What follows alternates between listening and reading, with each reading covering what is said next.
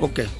આજ રોજ હું પ્રજાપતિ જીતેન્દ્રભાઈ ઈશ્વરભાઈ, ગામ લોટપુર, મને તમામ સમાજના લોકો સહકાર આપીને મને લોટપુર ગામમાં સરપંચ તરીકે બિનહરીફ લાવવા ગામના તમામ સમાજના લોકોને હું દિલથી આભાર વ્યક્ત કરું છું.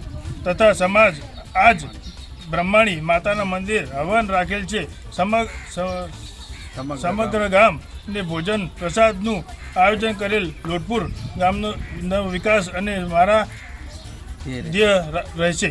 આ ગામનો લોટપુર ગ્રામ પંચાયતના તમામ લોકો પ્રજાપતિ જીતેન્દ્રભાઈ ઈશ્વરભાઈને સરપંચ તરીકે નિમણૂક કરેલ છે અને બ્રહ્મણી માતાને અસીમ કૃપાથી એમનો હવન પણ રાખેલ છે અને ભોજન પણ ગામજનોને આપેલ છે અને ગામના વિકાસ થાય એવા સારા કાર્યો કરશે એની સાથે અમે છીએ, જોડાયેલા છીએ.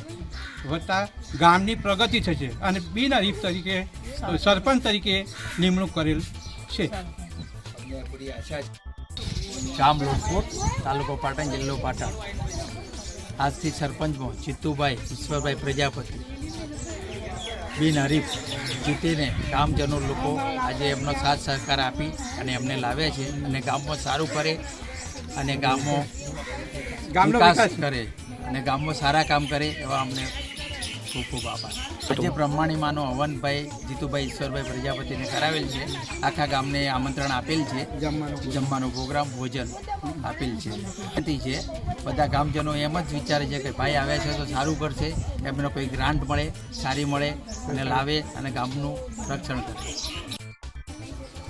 અમારા લોટપુર ગામમાં પ્રજાપતિ જીતેન્દ્રભાઈ ઈશ્વરભાઈ, જેમને અમે ગામ લોકો બધા મળીને અને એમને સરપંચ તરીકે બિનહરીફ લાવ્યા છીએ.